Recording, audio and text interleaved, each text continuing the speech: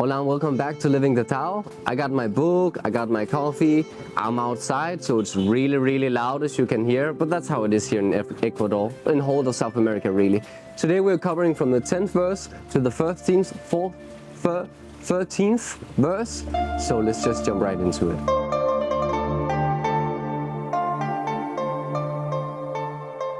Carrying body and soul and embracing the one, can you avoid separation? Can you love your people and govern your domain without self-importance? Giving birth and nourishing, having yet not possessing, working yet not taking credit, leading without controlling or dominating. One who heeds this power brings the Tao to this very earth. This is the primal virtue.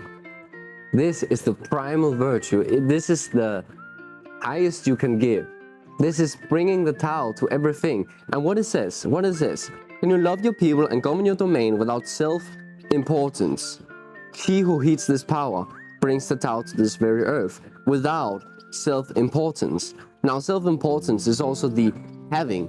You know, the more I have of things or prestige, like the more important I am, like the higher the status I have, right?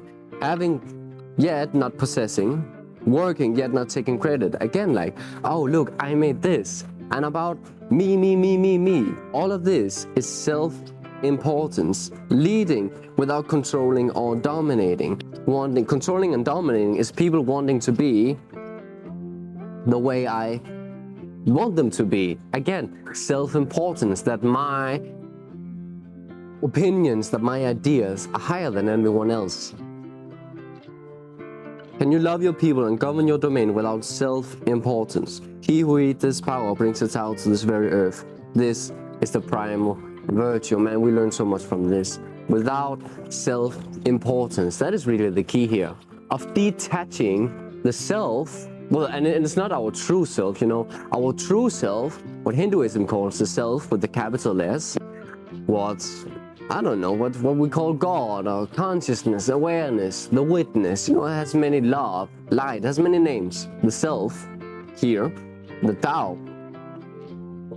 But this is not the self that he's referring to. He's referring to self-importance, which is our ego-central part of the mind. It is the part of the mind that goes, me. I want this, I want that. Look at me. It's all about that. It's all about that. And can we detach ourselves? Now, what he also says is like, having yet not possessing, working yet not taking credit. We are still doing the activities of the world. So it's not because we are stepping back and not doing anything. We're still doing the activities of the world, but we have detached ourselves to our actions. I was actually talking about this with my fiance the other day. And because we were talking about habits, and we were in the restaurant, her family has a restaurant, and her parents said, you're doing it wrong. They were frustrating, there was a lot of customers.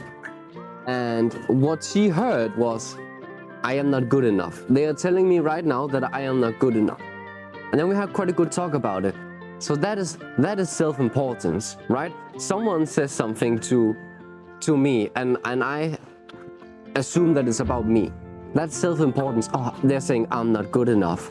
But what they were saying, this action that is being done is not the action that we are desiring. That has nothing to do with her, right? But because of self-importance, we are putting it back. Me. So we were talking about it, and she was like, so she asked me, so I am not what I'm doing. And I said, no, of course not. Of course you're not what you're doing. And we actually went through. This is from the, I don't know, I think it's from the Buddha. I heard from the Buddha. Not personally from the Buddha, but you know what I mean. The thought becomes the word becomes the action becomes the habit becomes the character, and the character becomes the destiny. Well, if we then assume, so then we see that, well, I am not the habit, like I am not the action. But if we assume that I am the thought, which is what we're doing, we're assuming I am thinking. Yet this is not true, because if you are the one doing the thinking, then you can stop thinking, right? and then you're enlightened. Look at that. All of this journey just for that. Then you can stop thinking. If you are doing the thinking, then you can stop thinking, right? When I'm walking, I can decide to stop walking because I am doing the walking. But you can't stop thinking. Even if you tried, you cannot stop thinking. So you are not doing the thinking. The thinking is being done. And that has nothing to do with you, actually. It is just what it is. That is the function. That's the function of the brain. That is the function of the mind. It is to think. So thinking is being done, and it's not me who's doing it. So thinking, which is not as me, detaching myself from the thinking, becomes the word. Detaching myself from the word becomes the action. Detaching myself from the action, the habit, etc., etc., etc. But I am never in that equation. I am never in that equation. That is not who I am. So when someone tells me, this what you're doing is not right, instead of going into self-importance and be all about me, me, me, me, me, I can then go, oh, this action that is being done is not aligned with their desires. Detaching my self-importance to everything. And this also comes to being in the world, but not of the world. There's a big difference there. Being in the world and not of the world. Being of the world feels so trapping, and like we're trapped. I am of this world, and I am of this world. No. But there's such a difference.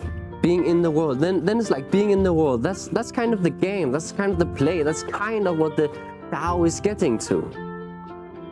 That we are the intent that is being put through. So if I am not the thought, then what am I? Now, I do not have the answer, so don't come to me and ask that question. I would say from what I have been studying, and the answer that I don't know, the answer that I think is true, but doesn't matter. So but what I've been studying is that we are the intent. We are the Tao, we are the intent. So I am not the thoughts, but I'm the intent that goes into the thought. I'm that energy that is being given. And the intent of putting the energy in certain directions. My God, I am only energy. Oh my God, and everything is just being done, and I'm only the energy. And then, as we just concluded, everything is being done, and I am the intent that puts it in that desired. I don't know, can I go deeper on that? I probably can. In that desire, then what I desire? I'm not gonna go that way. Let me see my notes. Well, there we go. 11th verse. Love this verse. No, I love it. Shape clay into a vessel. It is the space within that makes it useful. Carve fine doors and windows, but the room is useful in its emptiness. The usefulness of what is depends on what it's not. I swear, this verse reminds me so much of Alan Watts.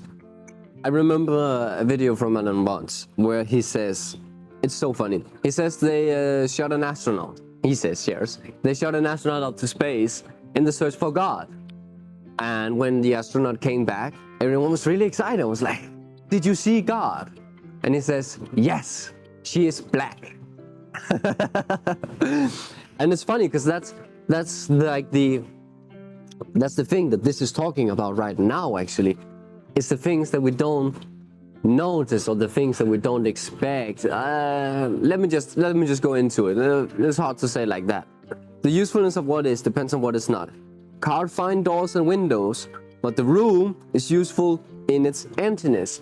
Meaning, the usefulness of the room depends on what it's not. What is not, like what not is. The nothingness, the no-thingness is the space within. If there was no space within, the room would be useless. You would not have a room, you would just have a big cube of something. But it is the space within that makes the room. If you have a cup, if the cup did not have space, the nothingness, the no-thingness, then there would be nothing. You could not use it for anything. You would just have like, again, a cube of something. But because there's hole, because there's emptiness, you can pour the coffee in. So that is the usefulness of the cup. That is the usefulness of the room. It depends on what it's not. Right? This makes so much sense. This is yin and yang. This is yin and yang. Thingness, nothingness, light, darkness, masculine, feminine. This is that whole thing. The universe, and this is also what Alan Watts is talking about, the universe stems from two things.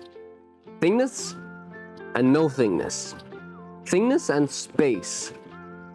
If there was only thingness, but no space, then the whole universe would just be one big blob of thing. And there would not be anything in that thing. Because there would only be one thing. But if there was only space and no things, you would say the space in between what? That would be nothing. So, what existence comes to, is the relationship between thingness and space. It is the relation between thingness and space that makes all of this, right? Here there's thingness, which I'm standing on, and right behind me there's emptiness, there's space. And then we got more things behind, and they co-create, they coexist. Has to be one to be the other.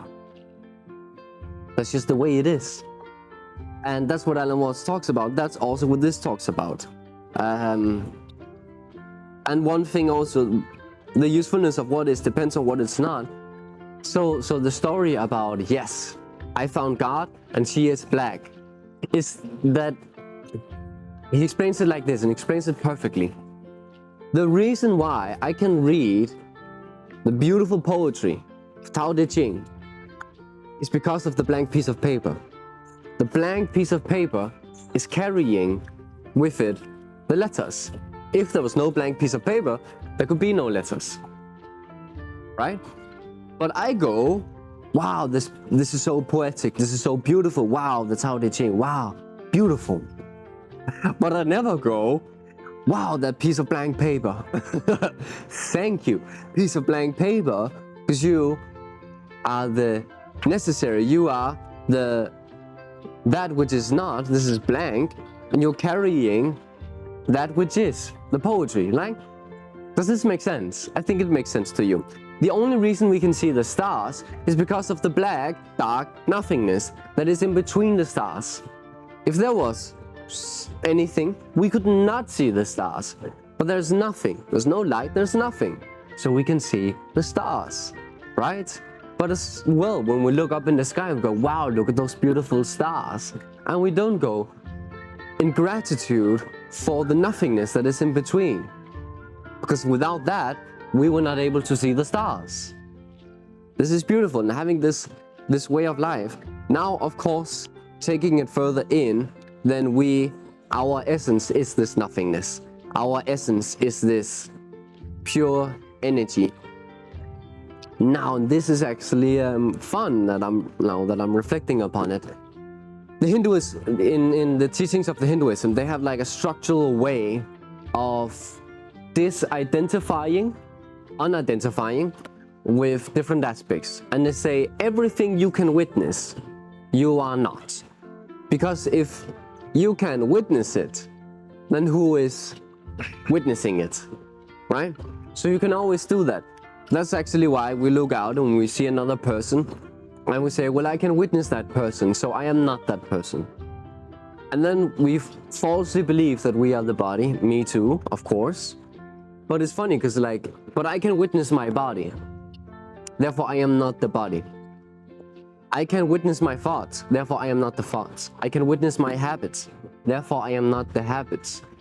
I can witness my memories, so I'm not my memories. I can witness my emotions, so I'm not my emotions. And we're going all the way back until we are witnessing that which is witnessing. And what is that? And is that a thing? Because if I can witness that I am witnessing, then who's witnessing? And everything of this is oh yeah, man, I just went deep into that today, so that's why it's fresh in the mind, right? But everything I can witness in my body is thingness. Even the thoughts. You know, it has an imprint in life. It is a certain energy. It can be observed. So it is something. Right? So everything is thingness. But that which is observing it is nothingness.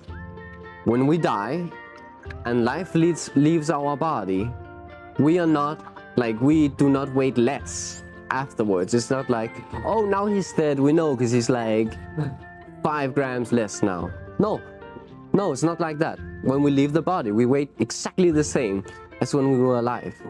Life has left the body. Life is weightless. Life is nothingness. Yet we know when we see a person with no life in their body, that life has left their body, you know, a dead person, we know it. We just know it intuitively, that life has left their body. That's beautiful. That is very, very beautiful. And life is what we is, and it's nothingness. So yeah, the usefulness of what is depends on what it's not. Look at that. Now let's continue. The master observes the world.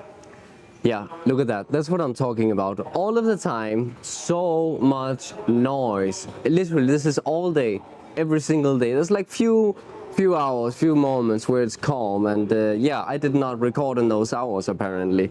So here we go. The master observes the world, but trusts his own inner vision.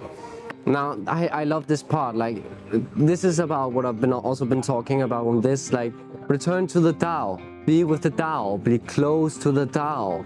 Like, this is the way, because the Tao is within.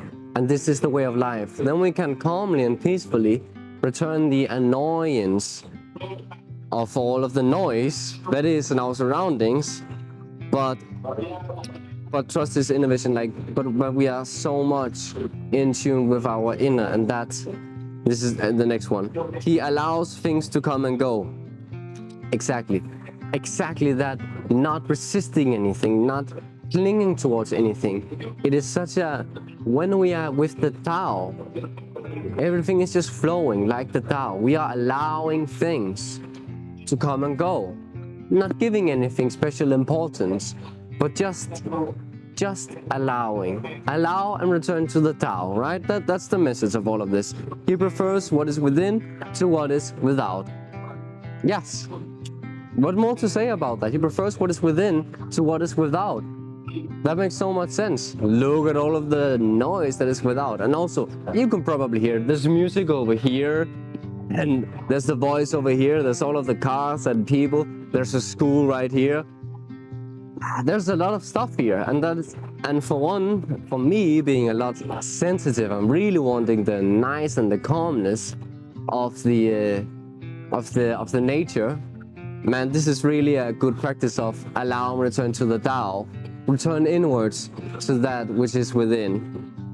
The 5 color blinds the eye, the 5 tones deafen the ear, the 5 flavors dull the taste, the chase and the hunt craze people's minds. When we get lost in the world, in the world of the outer, in the physical world of the created, we lose our senses because we're so caught up in it. It really is when we step back and return to the Tao that we can surely appreciate that which is being given. Right now, the mother of my fiance and a friend of theirs are doing all of the dishes, like washing the clothes, while I'm standing here and working, and they're like whispering, what is he doing? All right, let's just get going to the 13th verse and the last for today. This is so good. Favor is a disgrace, seem alarming. High status greatly afflicts your person. Why are favors and disgrace alarming? Seeking favor is degrading. Alarming when it's gotten, alarming when it's lost. Why does the high status greatly afflict your person? The reason we have a lot of trouble is that we have selves. If we had no selves, what trouble would we have? And again, here is not referring to the ultimate self, but like our egocentric self. Man is Man's true self is eternal, yet he thinks, I am this body and will die soon. If we have no body, what calamities can we have? One who sees himself as everything is fit to govern the world. One who loves himself as everyone is fit to be the teacher of the world. Ah, man, everything the Tao just throws at you, it's like, wow, this is pure genius and poetic genius, really. Why are favor and disgrace alarming? Seeking favor is degrading, alarming when it's gotten, alarming when it's lost. So, man, this is all about drama, the drama of the mind. Look at that, now there's more music. That's what I'm telling. Like, you can never get a peace of mind in South America. You can when you're out in nature, but as soon as you're anywhere beside of very far away from everything in nature, you cannot get a peace of mind. And then fucking dogs are coming and barking at you or something like that. It's so crazy. Alarming when it's gotten, alarming when it's lost. If I get a high statue, right? If people really are looking up to me, like I have a high statue, then I have to keep that fame, right? Because myself is so detached to it and so into it. I have to keep that fame. I have to hold that fame. I cannot lose that fame because I am putting my self-importance and my self-worth into that fame. So it's alarming when I have it because I cannot lose it. It's also alarming when it's lost, because then what do I have? Especially when this is my identity, when this is who I am. Well, then when it's lost, and who am I? Identity crisis. I heard from one who lost everything. He was like super famous, blah, blah, blah. And when he lost everything, he had two choices. One was to shoot himself and get it over with, because everything, like all of his ego, everything was just taken from him. Or to let go and give it to the Tao. And he luckily chose to shot himself. It was not so good. No, he luckily chose to let go. Thank God for that. And got free from all of that. Detaching your self-worth from all of the outer. Man's true self is eternal. Right? The reason we have lots of trouble is that we have selves. If we had no selves, what trouble would we have? Is there any trouble in the Tao? No. There's only harmony in the Tao. Only harmony in the Tao. So all of the trouble we are having is the trouble of ourselves. It's the trouble of our minds, our clinging, etc., etc. There's so much noise here. It's hard to focus. Maybe it's a good practice. I'm gonna stop it here. If you like this video, then do me a favor and hit thumbs up and subscribe. Hit the notification bell. Do all of that if you want to. Thank you for watching. I hope you got something out of it. I think it was great. See you next week. Be happy.